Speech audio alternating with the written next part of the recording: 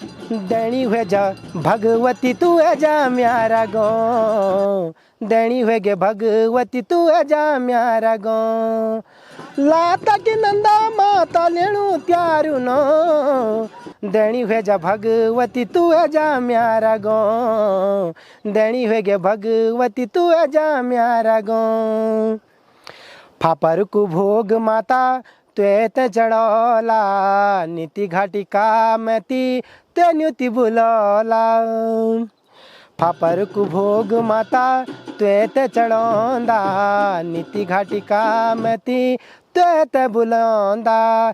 जो कि हरियाली द्यूलू, जो कि हरियाली द्यूलू बेलूलू त्यारू नो, देनी हुए जा भगवती तू है जा म्यारा गाँव। नमस्कार साथियों, मेरा नाम है संदीप गुसाई। नीति घाटी में मां नंदा की देवरा यात्रा के अगले पड़ाव में हम पहुंच चुके हैं फाक्ती गांव में। फाक्ती गांव का जो पैदल सफ़र है वो काफ़ी इंटरेस्टिंग है, रोमांचक है। आप धौलीगंगा के किनारे किनारे होते हुए पहुंचते हैं फाक्ती गांव में। यहाँ पर किस तरीके से आगाज़ हुआ मां नंदा के आने के बाद रात को, पहले वहाँ से आप उन शॉट्स को दिखाते हुए फिर फाक्ती गांव की कहानी को आगे बढ़ाते हैं।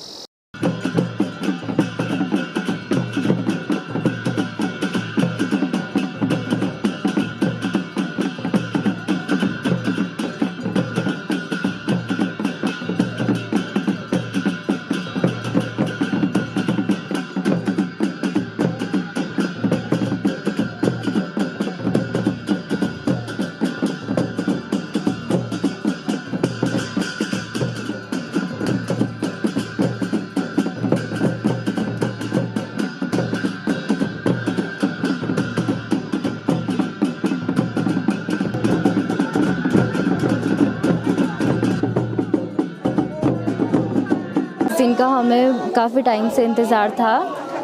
हम अभी फाक्ती गांव में खड़े हैं। ये फाक्ती गांव हमारे पुरखों का गांव है, हमारे परदादाओं का गांव है। यहाँ पे सिर्फ हम पूजा पाठ के लिए आते हैं, और यहाँ पे पूजा पाठ के लिए आते हैं क्योंकि ये बहुत मतलब मानव जो भी हैं इनसे अनछुआ गांव है, तो यहाँ पे देवी देवताओं का निवास होता है।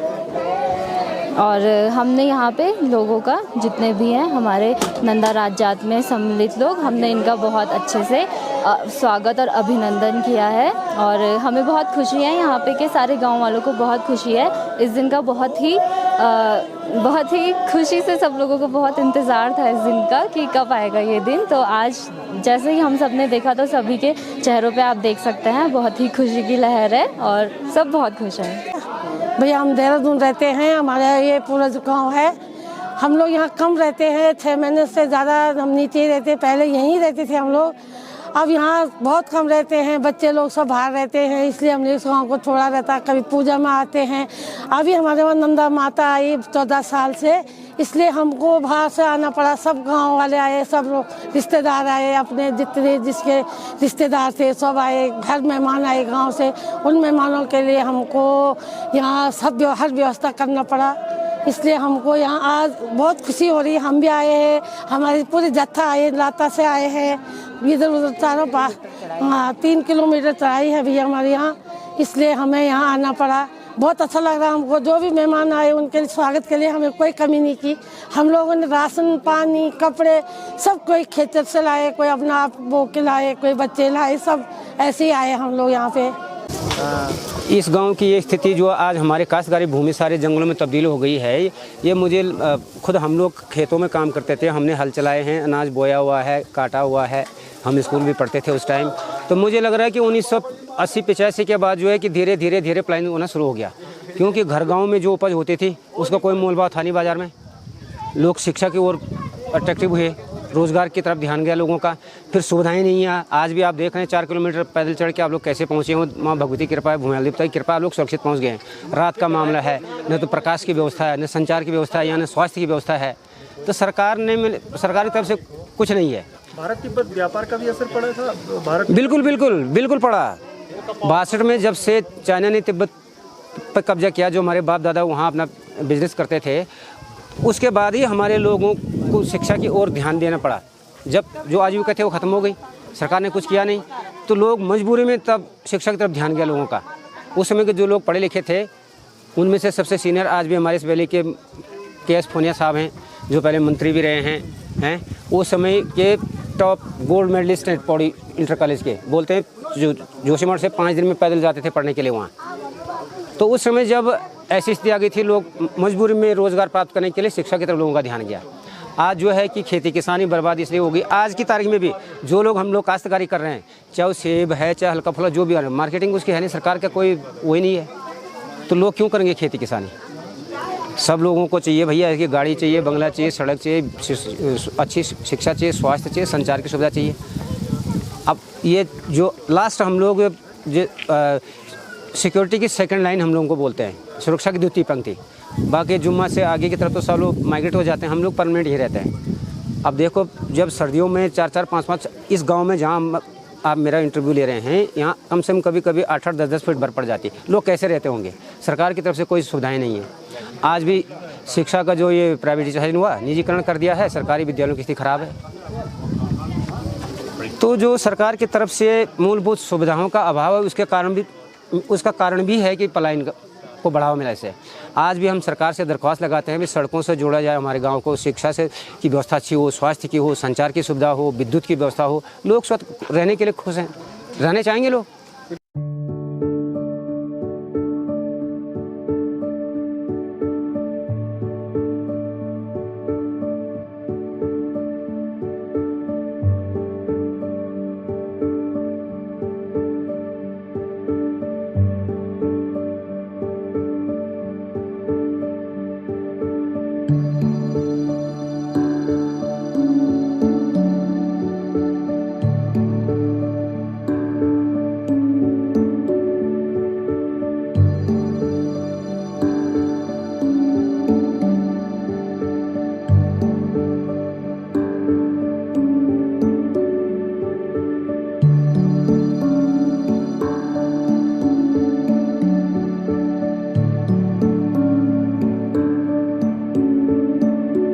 तोलमा गांव की तरह इस गांव में भी जो खेती बाड़ी है बहुत ज़्यादा है, लेकिन वक्त के थप्पड़ों के साथ धीरे धीरे इस गांव में वीरानी छाती रही और जो तमाम परिवार थे वो निचले जो उनका गांव है, जो सड़क के पास है, धौली गंगा के बिल्कुल नज़दीक है, वहां पर बसना शुरू हो गए। वरना आप देखिए कि जिन खेतों में कभी फसलों से लहलाते थे वहाँ अब जंगल उगने शुरू हो गए हैं। और जब यहाँ पर जब देवी पहुँची यहाँ पर, उसी दिन यहाँ पर लाइट भी आई। यहाँ पोल लगे हुए हैं, लाइट भी है, लेकिन जो इलेक्ट्रिसिटी पावर है वो नहीं थी। तो जैसे ही यहाँ पर डोली का आगमन होता है उसी दिन यहाँ पर पावर हो जाती है, और वैसे जैसे ही यहाँ से डोली निकलेगी पावर कट ऑफ हो जाएगी, क्योंकि मीटर भी नहीं लगे हुए हैं, सड़क भी नहीं है इस गांव में, संचार की भी कोई सुविधा नहीं है। तो नीति घाटी का ये गांव आज भी ऐसा है जो एक तरीके से अलग थलग है, ना तो संचार की सुविधाएं हैं, ना इलेक्ट्रिसिटी है, ना सड़क है। तो इसलिए भी यहाँ से लोगों का पलायन तेजी से हुआ। थोड़ा रोड का व्यवस्था कर देना बेटा, ये फोन कर बोल देगा। रोड आएगा तो हमारा बच्चा रोज आएगा। हाँ, रोड बिल्कुल चाहिए हमको। तो बच्चा लो तो ऐसे सजाते इसको पहनाते हैं, हमारा तो घाघरू पहनाते हैं, राखी पहनाते हैं। आपका नाम? कलावती। कितनी उम्र हो गई और उम्र हो गया मेरे को 60, 70, 71, 72 हो गया। अभी मंगसीर का महीना 73 लगेगा मेरे को। तो आप यही रहते हैं? हाँ, तो यहाँ ये रहेगा। गांव ये है नीचे में, ये गांव नीचे है। अब यहाँ तो छोड़ दिया, बस वहाँ नीचे अब तो चल नहीं पा रखे। तो लोग नीचे क्यों गए? हाँ, लोग नीचे इसलिए गए, बच्चा तो गए कोई स्कूल तो था ना हमारे यहाँ, कम था कि स्कूल ऐसे गुर्जी पे नहीं आते थे। लोग ने अच्छा पढ़ाई करने के लिए नीचे ले गए। कोई लड़का नौकरी पर लग गया, उसने अपनी बहू नीचे ले जाया। फिर बुढ़े नहीं रहेगा तो कौन रहेगा यहाँ? सड़क भी नहीं है यहाँ? सड़क भी नहीं है, बिजली भी नहीं है, टावर भी नहीं है। बिजली तो है, कल ही आई। हाँ, यहाँ तो कल है ना, नीचे तो है। हाँ, तो हमको ज़्यादा से ज़्यादा चाहिए वो क्या बोलते हैं जिससे फ़ोन होता है, क्या बोलते हैं? हाँ, फ़ोन करना मैंने। अब कभी बीमार पड़ गया तो फ़ोन करना, कहाँ जाना पड़ता है। हमारे पास तो ताकत नहीं है। अब तब क्या करना? खेती बाड़ी आपने बहुत की होगी? यहाँ बहुत खेती है, यहाँ तो हमारा बहुत खेती, यहाँ से ऊपर पूरा खेती है। वहाँ तो हमारा वाड़ है, वहाँ तो पहले हम खाली 6 महीना वो उस टाइम जाते, जब बर्फ़ के पड़ते था तब जाते थे। अब तो यहाँ बंजर कर दिया, वहाँ ये बैठ गया बस। पहले तो वहाँ खाली खर्चा 5 महीना 6 महीने ऐसे रहते थे।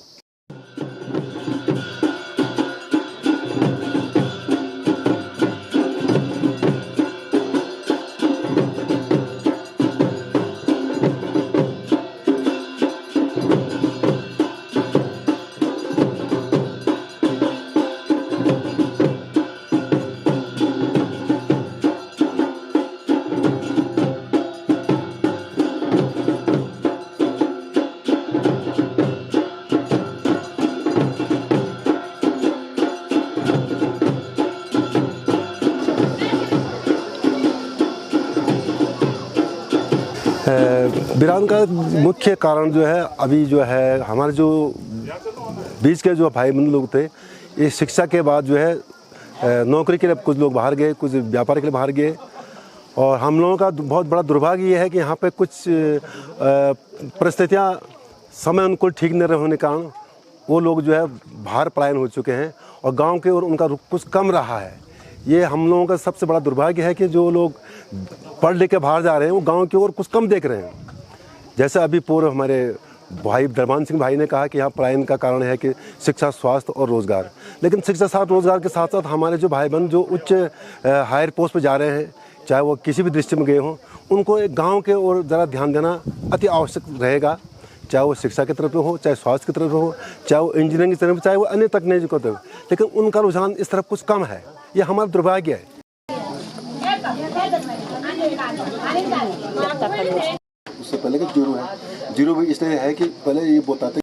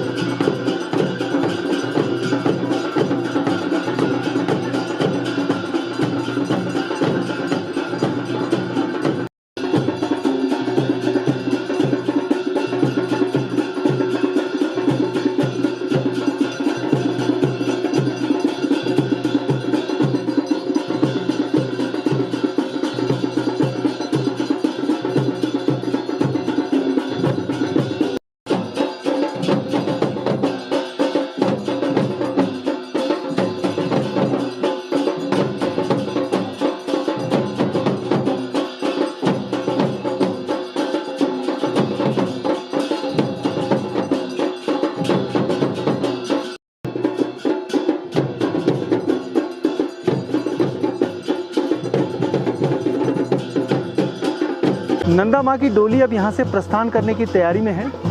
उससे पहले वो लाता गांव की जितनी भी ध्यानियाँ होती हैं उनसे मिलती है और उसके बाद हर घर में माँ की डोली जाती है। उससे पहले घर में तैयारी कर ली जाती है और गोबर से लेप कर देता है, एक स्थान बना दिया जाता है माता के लिए।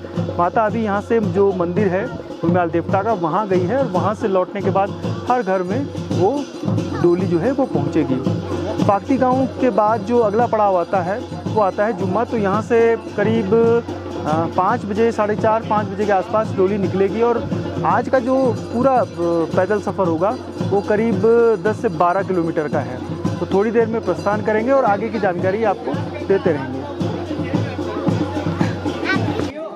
नंदा माँ की डोली जब गांव में, फाक्ती गांव में चल रही थी तो देखा जाए तो एक अदृश्य शक्ति उस पूरी डोली को एक जगह से दूसरी जगह या एक घर से दूसरी जगह घर पे लेकर चलती है।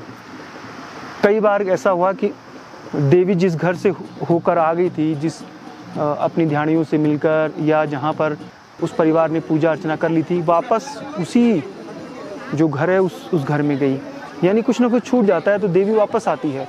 तो यही एक अदृश्य शक्ति है जिस सभी मानते हैं कि इसमें माँ नंदा का वास है और वही उस डोली को लेकर चल रही है। कई बार क्या होता है कि रास्ते में जब गांव से निकलती है तो फिर वापस जाती है गांव में, कुछ ना कुछ छूट जाता है किसी परिवार का, कुछ भेंट छूट जाती है।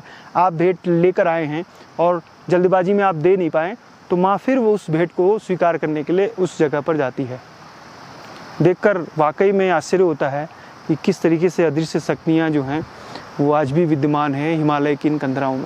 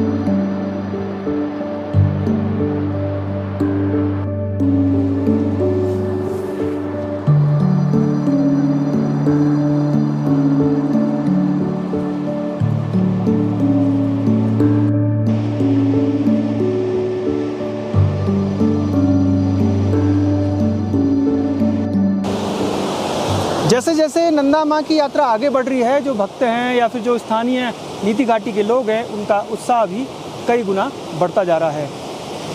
फाक्ती गांव से अब हम जुम्मा गांव की तरफ बढ़ रहे हैं। नीति गांव में इस पूरी घाटी में एक गांव के बाद दूसरे गांव की कहानियां भी आपको रूरल टेल्स में मिलती रहेंगी। फिलहाल संदीप गुसाई को इजाज़त दीजिए। जय नंदा, जय हिमाल।